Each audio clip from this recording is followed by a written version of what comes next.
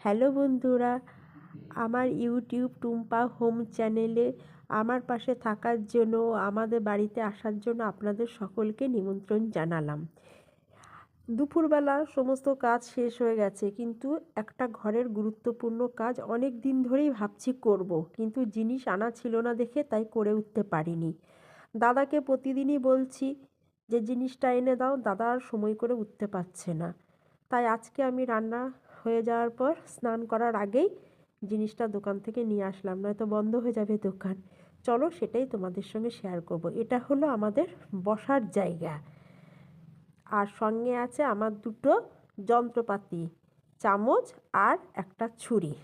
পুটিংগুলো কাচে খুলে গেছে, এবার কাজগুলো ঢকপক করছে, সেজন্য দোকান থেকে পুটিং নিয়ে এসে কাচের মধ্যে সেট করছি, তা নাহলে কাজটা যখন তখন ভেঙে যাবে।